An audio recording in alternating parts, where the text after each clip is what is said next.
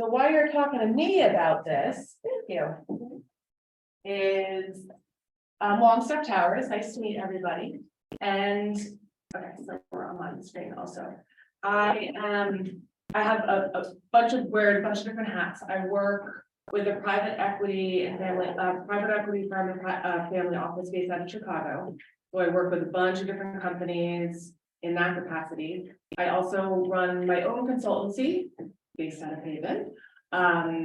That really helps. I partner with small business leaders, owners to help them optimize their time and their business. So kind of them and their teams get marketing in the same direction. So I have kind of a front row seats to a variety of different businesses.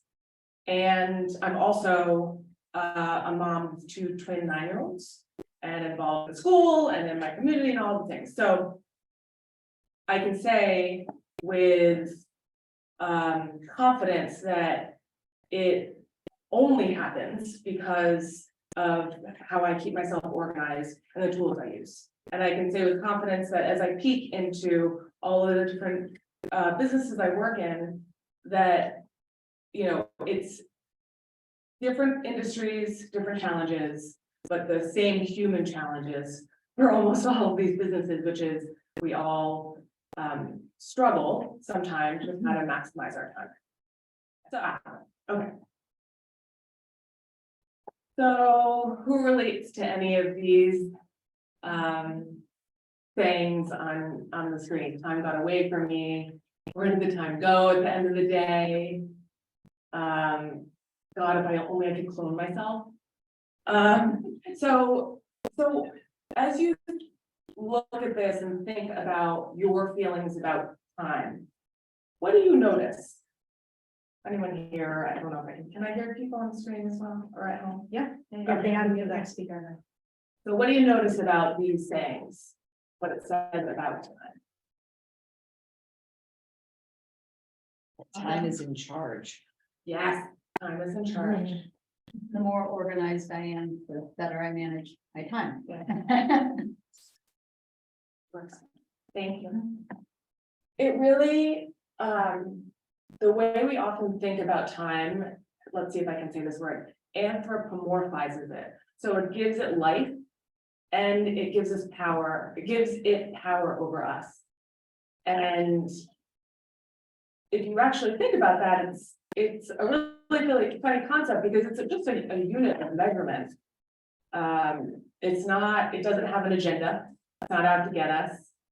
And yet we often feel that it is, and we feel victims of it. So I think that okay, here we go. Anyone who's ever seen or listened to Rent, the musical, knows that there are 525,600 minutes in a year. You want me to sing it for you? Yes, please. I love it. We all have the same amount of time. So, and that's the truth. Some people are just a lot better at putting it to use. When I think about, I actually just saw Hamilton, which, oh my gosh, so amazing. And when I think about what some of the founding fathers and mothers were able to accomplish in the time that they were on Earth, I'm like, I feel like, how did they do it? But the truth is they have the same amount of time that I have. So it's all about how we use our minutes on Earth. And so the purpose today is to have a discussion, give a couple ideas about how to take back the control of time. And also I have a couple ideas and kind of methods that have worked for me and others over time. But I heard just in a lot of the chatter before this meeting started, I think you have some ideas too. And I think it would be great if we could have some time at the end to share tips and tricks. Because that's how I've built my system over time, is watching and learning from others. And experimenting with a lot of different things. And it's not child's play how you use your time. There's some real consequences to the stress that comes from not feeling in control of your time. 77% of people regularly experience physical symptoms caused by stress, which I relate to. I had a sleepless night last night because of something I don't feel in control of, going on a project I'm working on, and I'm a little tired today. That's a physical effect of poor time management. People are more likely to engage in unhealthy behaviors, not prioritizing their own health and wellness when they feel stressed. It's like, okay, I'm not gonna do that workout. I'm not gonna call my friend. I'm not gonna spend time with my kids because I'm too stressed at work. And I think there's also a financial impact too. There's, where's my Harvard Business Review? 10 to 15% decrease in productivity because of poor time management. That's actually money that's not going into your pocket if you're not managing your time well. So investing the time and attention to figure out what system works best for you really can impact you financially, emotionally, and physically. Okay, so time management tools have had kind of an evolution. It used to be Post-its. I'm gonna put a Post-it on my refrigerator to remind me to do something in the morning. I'm gonna put a Post-it on my computer in college to remind me to study for my test. Post-its everywhere, and there are a lot of problems with Post-its. They can be very helpful, and they are still a tool I use. Yes. So they are super helpful, and they're part of a toolkit. The problem with Post-its is number one, they fall off. But they also don't tell you how important something is, or what order, at what priority of your day something needs to happen, or how long it's going to take you. So, you know, marching along, Post-its turned into lists. Now all the Post-its are in one place. Now we have a laundry list of things that need to get done, and improvement because it's all in one place still doesn't really tell you how important something is. Or is this list going to take me 10 years or 10 minutes to complete? So then people said, well, why don't we prioritize? Well, A, B, C, we'll make a matrix. Again, improvement, because now you can say, all right, these are my highest impact items. I'm going to focus there first. And yet, the one thing that's missing, even on a beautiful prioritized list, is how long this stuff is going to take. So who kind of wakes up on a Monday morning and looks at that list and is like, oh God, I'm not sure. Like, where do I start? What's the most important? You know, like, what does anybody use a list in a calendar or in your app on your phone, or a written list to organize yourself? So you know, what works about that? If you think about how you use it, what is working? What are a couple things? It's a list of things you have to do. You can come back to it and see that it's there. Out of your Something that mind, you need onto to the do. paper. Yeah. Anyone else? It holds you accountable, Yeah, because if you don't complete it, you can't cross it off. yeah. The highlighter, That says, but. the check, the cross. How many of you have actually written something on your piece of paper that's already done Yep. and then crossed it out? Yes, the thing. So what doesn't work for you? There's a reason everyone's here, because something hasn't worked or something's fallen through the cracks, or Well, when I write it on pages, it's just then I go to the next page and I start the list all over. again. I have a whole nother list, and then I start working off of that list, although I need to go back to that list. And then, you know, it's like, what page is it on and all of that. So, you know, if it's not done on a computer, then I can't search it. right. So it's hard to actually use it as a tool. Sometimes it's a little analog, although it is satisfying to cross out. What else? It's better isn't than working? nothing. It is better than nothing. I love a list, not lists. It's hard to categorize. Mhm. So if you do a brain dump and put it down, it's hard to then switch the lines to like work, kids. Yeah. Personal. I've been, I have a sheet of paper, I do a new one every week on Thursday. So that Monday it's done, but, it's clients. Admin, marketing, personal. Mhm. And now I just don't look at it at all, so I look, it's written down, and then Monday comes, and I'm like, oh, let me go walk the dog, you know, 'cause I've given out all the tasks to my staff, and now I'm like, well, it's a nice day, I guess I'll get a coffee. Oh, that's lovely.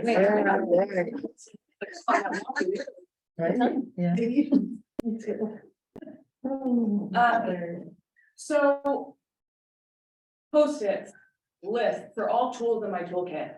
For me, it doesn't come together, and I actually have not seen anyone really manage all the balls in the air successfully without your calendar. There we are. Live by it. So Mhm. calendar is how you measure time. It's actually the unit of measurement that we were talking about that everyone has the same of. And we all have this wishful, I shouldn't say we all, many of us have this optimism about what you can get done in a week. When I've done this session in a kind of half-day session, which is normally what I do, I have everyone write out, okay, what's your list this week? And they do it. And I'm like, okay, so is that, you're gonna get all that done this week? Yep. So, okay, now put a time, how long each thing is going to take you, list that out. Now add that up. Does that fit in a week? Never, never. So the calendar, using your calendar, time blocking in your calendar makes it real. Your aspirations, your commitments, because that's one of the other consequences of poor time management, letting other people down, and including your team, your family, being late, disrupting other people's schedules. There are knock-on consequences. So calendars prioritize for you. You know what's first because it's actually on your calendar. It also reminds you. It's a record of accomplishments. It's a realistic tool for discussion, negotiation. My husband and I every week sit with our calendars and said, all right, who's taking lacrosse pickup on Wednesday? And so it's a real tool that you can use, and it's all in one place. So I've heard a lot of people have, and I think you were saying, a calendar at home and a calendar for my personal stuff. No mobile. And to me, it's all the same time. And anyone who tells me that they leave their personal life at home when they come to work, you're lying. No, Because yeah. we don't, in this day and age, you don't do it. We're one person that does the best we can in every hour of the day. And so having everything in one place, personal and professional commitments in one place on one calendar, in my opinion, is the most real way to do it. So what I'm going to talk today about is two different approaches to using your calendar as a tool. One is reactive and one is more intentional, a little bit more the visioning, 2D visioning is what I call it. I would say, let's think through both. Reactive tends to be better for people in client service, that it's really hard to anticipate what's going to pop up, and you want to keep your time to a limit. So, a quarter of my time I want to dedicate to this client, or this many hours. So that tends to be better for that, and also people who are like, but I want to feel organized. So that's a reactive method. 2D visioning is more like, what do I want to accomplish in this set amount of time, whether it's 1 week, 2 weeks, whatever. So both of these techniques are built on the same foundation, which is setting up your calendar and actually entering into your calendar the things you know to be true. So wishful thinking also relates to like eating lunch. Anybody not do that ever? Have a quiet moment and like read a magazine or take a walk. Actually, the time it takes to plan your day, that moment when you're like, I'm here, what am I doing today? That takes time. These are all things that take real time. And I know they're not meetings, they're meetings with yourself. So what I encourage people to do is take the things that you know to be true in these three categories first, and set up your calendar as a baseline. So category one, setting your boundaries. This is where what your work hours are. You might not have the boundary around this. And that's okay. If it works for you and it works for your relationships in your life, to say I'm gonna take a walking meeting at 5 a.m. and I'm going to do that thing at 8 p.m. just so I can have 2 hours in the afternoon with my kids. As long as it works for you and the people around you, it doesn't have to be a 9 to 5. For me, I do a 9 to 5:30 because it just really works for me and my teams and my family. So that's my boundary. That I'm not religious about holding, but I pretty much schedule everything within that block. I put my kids' sports games that I want to see in my calendar. I have Mondays with mommy with my daughter from 8 to 9 every Monday. Same thing with my son on Thursdays. Those are on my calendar. They're meetings with my kids. I have date night on Thursday with my husband. So those are all in my calendar. I plan around them. I wish there were a lot of workouts in there, but there aren't right now, but there should be. So that's number 2, prioritizing yourself. Putting some time to have a meal. It's healthy. It can be a meal with somebody, a colleague, or with a magazine, or just somewhere not at your desk in the park. It's a really healthy thing to do, and I encourage everyone to do that. Workouts. When I get back on the treadmill, I do have a couple classes that I really like to do, and I put those in, I schedule around them. And then meditation is another great thing for people to calendar, even though it feels like, oh, do I really want meditation? I've seen that be a really good tool, even if it's 5 minutes, as a reminder. Oh, wait, then stop, do it during lunch or whatever it may be. So then the third thing, and this is actually probably the most important, is going back to that wishful kind of optimism, is things never, ever, ever go according to plan, ever. Like, I can remember one time in the last year where I'm like, everything that my calendar told me was gonna happen, happened. I finished everything and nothing went wrong. Like, that never happens. So owning that allows you to respond to it with proactivity and positivity.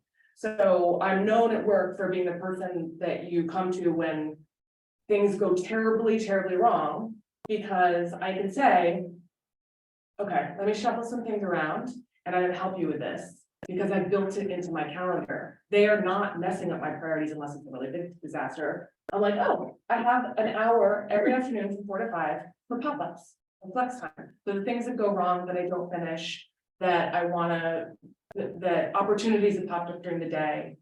And so that flex time allows me to show up as flexible and in control, even when which is good. Also meetings, people always put meetings in their calendar, but oftentimes the meetings take a half hour to prepare for, or an hour to think through the outcomes and disseminate, delegate to your team, or think, all right, we just made some decisions, but like, how do I capture that? So you don't end up with a crazy pile of papers at the end of the week, like, what decisions did we make? So actually scheduling time after meetings. Sometimes if it's a standing meeting, just put a half hour afterwards every week. You know you're gonna have to do this. Or what I tend to do is I take the last half hour of my day to go through all my meeting notes. I can usually remember what happened at the end of the day. And so that works for me. And then I do also schedule 45 minutes in the morning just to process all my email, all the new stuff that came in. Add things to my calendar that I need to, move things around, accommodate, just like the shuffle of your morning to make your list if you want of what so you don't have to look at your calendar all day, make the list of what you're doing, whatever it may be, but it's grounding to have that in the morning. And I also have a little checklist I use to every morning I ask myself these questions. So this is baseline. They're baseline, and you may have things that are important to each and every one of you that if you get them in there, they are more likely to happen. Progress, not perfection. Because this systems over time change based on your needs, and what might work for reactive method might work for you when you're a consultant. So I operate really as a consultant now. This is how I typically work. This would have driven me nuts before when I was in charge of a team. I would never want to show, like, just kind of not know what my action items were every week. But now, I don't know, things just happen, and I'm like, I can help you with that on Tuesday. So when we talk about reactive method, the first step here is to figure out what are your buckets. So is it family, client work, project work? You have 2 businesses. I mean, everyone here has a million things going on in their life. So identify what the buckets are, and then put some intention around how much time is this worth financially, meaning what am I getting paid for it, or how much time of my time, which has value, do I want to put towards this? It could be the school fundraiser is the biggest thing that you want to focus on right now. It's a volunteer position, but it's really, really important to you and your family. And so that gets weighted higher and more hours allocated to it than others. So first you figure out what your priorities are, which also change over time. Then you go in and block the time on your calendar. So recurring basis, say every Tuesday and Thursday, 3 hours. This is my fundraiser time. This is my HAYVN time. This is my, marketing website development time. And it's there. So now you know when somebody calls and says, hey, can we meet about this?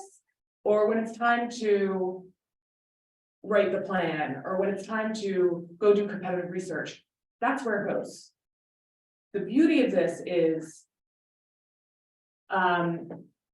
it tells you when you've maxed out. There's no more room. And so that wishful thinking, you don't overcommit, and you were able to say to your client, oh my gosh, I would love to help you with that. That's so exciting. Here's the thing. This week I was meant to focus on this. So would you like me to bump this to next week? And then we can prioritize this, the website project that's so exciting? Or would you like me to just wait until next week? Into my next block of hours. I've had clients, coworkers, really reasonable. They understand there are bounds on time. They're like, oh, right. I forgot I asked you to do that other thing. Yeah, next week's fine. So it's a check on, it's an accountability check for yourself, but also a tool to use to negotiate with your colleagues, your husband in my case, sometimes, or my clients. And the time also, again, meetings can go on top of that. I might do a 2 o'clock meeting on Monday for client number 2. So the meeting time, the follow-up time, that's all billable time for that client. It all goes into the same bucket. The other advantage of this method is there have been lots of studies that show that you get into a flow state of work only really after the first 30 minutes of thinking about something. So the idea of jumping from 30 minutes to 15 minutes to 20 minutes and going back and forth between a million different projects, although yes, you get shit done when you do that. I like that feeling too, of like, oh, 100 things today. Sometimes your creativity and your best work don't come when you're operating that way. So giving yourself at least a 90-minute chunk to go into thoughtful work where you can like noodle and think and ideate and have like a really meaty conversation is really helpful. So any questions about this before I move to the next one? Just a quick question. So I think the system I use is the previous one, So when do you actually sit down and plan your week? You said that you meet with your husband on Sundays. Yeah. I have a very similar thing, but, so when do you plan it? If we meet with your husband, do you do it at night? Like, I'm just curious, when do you lay out your whole week? Yeah. I do it on Friday, so I told you that my calendar is used in conjunction with my list. I think like, I can't see your name, what is it, Deanna? Deanna, what's your name? I also have kind of the blocks of work that I want to accomplish. I have home, client number 1, client number 2, and I have the major things that I know, like in 3 months, I need to deliver this new compensation model or a website launch or whatever it may be. So I know. So on Friday, I sit down and I think, what are the things that I need to do to drive this forward? Or I look at my timeline or my Gantt chart or whatever project plan that we're using for each of those things. So on Friday, I kind of think to myself, what do I need to do? And then those things get slotted into my calendar with a healthy amount of flex time because a lot of it is pop up. So I have some of the things that I know I'm in charge of, but a lot of my time is reactive to my team. So the next one, and we can also talk through how these work together, because I do mix and match different ways. So 2D visioning, this, I really like this method. This is actually, I came up with this, I don't know, maybe a year ago, and it really fit into where I am professionally right now and what I'm trying to accomplish. So this is, I used to do this trick where I would be going to a big meeting and I would write the recap before the meeting. I would write what we agreed to, because I needed to go convince somebody to do something. I would write the recap as if it had happened and we had agreed to everything I wanted. And it really made me think through, okay, these are the key points and these are the next steps. I started doing that for my to-dos, meaning 2Ds, what is done and what you're doing next. But I write it on Friday, to your question before, I say, okay, what will I say I have done on Friday? So I write my Friday update 1 week before I actually do the work. So I write it like, okay, next Friday, I'm gonna send an email to my team or my boss or myself saying, this is what I did, these are the things I accomplished, and this is what's up next. This is what I'm doing next. Not having done any of those things, but I'm visioning that I've done them. I write the dones and the doing next really tactically. So there are things that can be calendared. This is going to take me an hour to think through this. So the example I have for a website project, write an RFP. That would probably take me, I'm not so good at that, so probably take me an hour and a half. Send it out to 10 agencies. Okay, select my team. Those are concrete things that can go in my calendar. And so as I'm writing my 2D visioning for next week, I put them in to my calendar, to my time that I've held for each of those clients. So this is how these work together for me. And then doing next, the reason why that's so important is because oftentimes if you don't think 2 steps ahead, sometimes you miss the thing that needs to be happening on a parallel path this week. So if I'm saying, okay, first I'm gonna have to write the RFP, oh right, but then I'm gonna have to schedule time to read the responses that come in, which is really time consuming. So that I can actually hold time for the next week. Okay, and so on and so forth. And so if you vision what you have accomplished in the next week, or 2 weeks, or a month, you could also write a monthly update. There's no stopping you from that. With these concrete things that you will have accomplished and put them into your calendar, you will be amazed at how focused you are. Because also, what's a benefit of that is that there's what's not on your list. And so when something comes in that's not on your list, you have a decision to make, some boundaries to honor, and a tool to negotiate. So it is this, I actually, like I said, combine these two to great impact. So I think that covers off on this method. Any questions about this? I'm thinking about I have Acuity where people can schedule on my calendar. So I'm thinking about how flexible I should be as far as keeping those busy Yeah, versus not busy, so people can like schedule over. But how do you do that? Like, I try to choose my time that's open. yeah. But I'm curious as to what you do with that. That actually, I use Calendly, which I think is probably similar to Acuity. And Calendly actually allows you to say this 3-hour period, which jives perfectly with my time blocking. And I have a little note that says, if you can't find something in this time period, Right, like, I say that. just, reach out and I can be flexible, which, because there's structure and then there's rigidity. We don't want to be rigid, especially if your teams or clients are depending on your flexibility. So, but oftentimes, especially if you're scheduling far enough out because you're thinking 2 steps ahead, it fits right into my beautiful matrix, and then I get to maintain my focus. So another way I think about that actually is I tend to lose steam throughout the day. So I'm my most thoughtful and kind of brave about scary tasks in the morning. So, and I'm highly social. I love a meeting to probably my detriment. So I schedule my meetings towards the end of the day when I can, because I know I'll look forward to them and I usually don't have to prep that much for them. And so I can be focused on my work in the morning. So I block out meeting availability times later in the day because I know that's what works for me.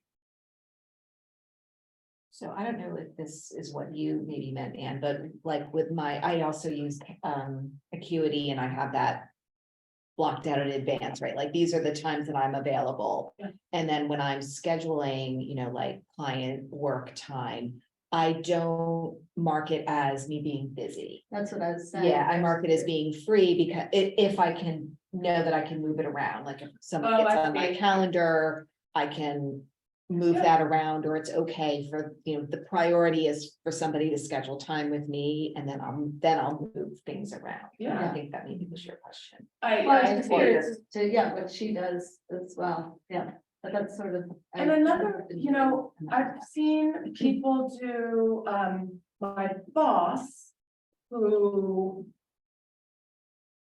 is, very kind of politically connected in a lot of different arenas. A lot of people come to him for, hey, would you mind talking to my friend for 30 minutes? Hey, like hundreds of people come out of the woodwork and do you talk? And so what he does is he has an NRG day, non-revenue generating day. So once a month, he blocks off the entire day and takes 30-minute meetings right after another. And he's just like, I'm gonna rip it off like a Band-Aid. And also sometimes after those days, even though he's exhausted, he's like, wait, I have some amazing ideas, because all these different people just threw all this different stuff at me. And I was able to make 5 different connections and a new business idea. And I dread those days actually. So I'm like, oh my God, what's gonna come out of this day? But that is an interesting approach. And my husband has no meeting Fridays, which is revolutionary, I know.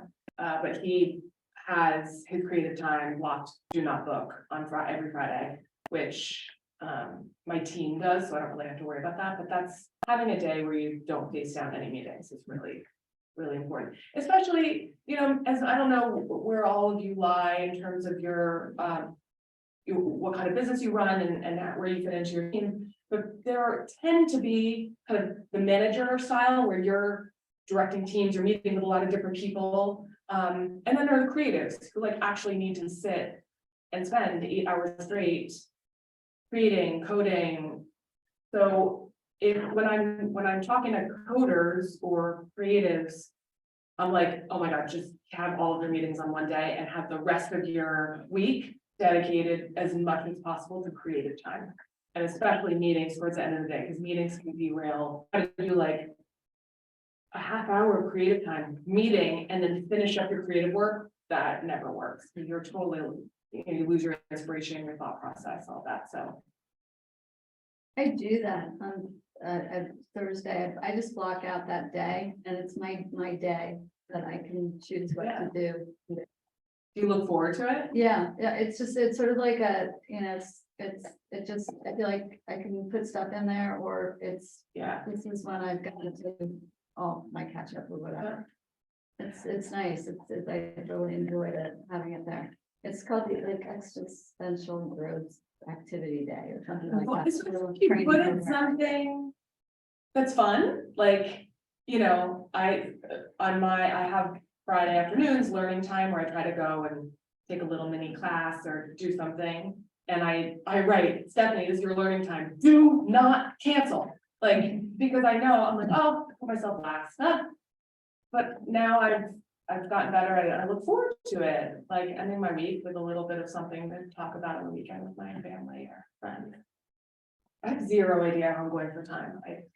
Yeah. It's not on your calendar. So we should probably wrap up pretty soon, because it's almost 1 o'clock. So. Just a quick question. You mentioned using Calendly. Is that the calendar that you showed us before too? No, that, the calendar that I actually use against my will, that I had to do it for work, is, this is Outlook. I have all of my calendar. I have 3 different calendars, but I look at them all together. So the red is one work, one job, gray is another, blue is my personal. Got It's it. all one view. So you can do that on Gmail, Outlook, a lot of the calendar apps. Okay. Okay, perfect. Calendly, the scheduling tool that you send people the link and they can, it interfaces with your calendar and they can pick times that you've identified as available. Got it. Okay, thank Cool. you. Do you have, besides Outlook and Gmail, do you have a recommendation on like Gmail's great, but I've got Google for work and Google for home. Like, do you have any recommendations on something that's kind of synthesizes it all? I mean, if I could see all Google all day, I would. But Okay. I can't, because my team uses Outlook, so I'm stuck with this, but stick with Google. I find that it's the most flexible, it has a lot of APIs with a lot of different tools. They are responsive to feedback. Okay. Awesome. Thank you. Does your Outlook integrate with Calendly? Yes. Does, okay. Does that need a lot of work or no, you can do that easily? No, pretty, I mean, it wasn't hard for me. It interfaces with Gmail and Outlook, Okay, so cool. it looks at everything Mhm. for me. Great. So, I mean, that's the end, people. I don't have anything else to say. Those are 2, really high level glimpses into 2 different methods that can be used independently or together. There are 100 other ones. I'm sure you've read all the books, like, or you see them in the store. Like, I love this stuff, so I do read them. And I steal one thing from here, one thing from there. But no 2 systems alike, no 2 humans alike. Doesn't stay static over time, it changes, which is why it's job security for me, because people always need help with this. So I like live and breathe the organization. I think it's really exciting. Don't judge me. And so I think it's really powerful when you see someone, especially when you see someone who like kind of starts every week in hyperventilation mode, approach their week with power and confidence and clarity. It's really like changing if you can dedicate some time to figuring out what works for you and experimenting. That's all she wrote, people. So I think I'm fine for this to be circulated. It has my information on it if you have any questions. With kind of like the how-tos are in there. I have lots of tools and thoughts, and if anyone wants to have a follow-up conversation, I like talking about this stuff, so. And you're here, right? That's right, yeah.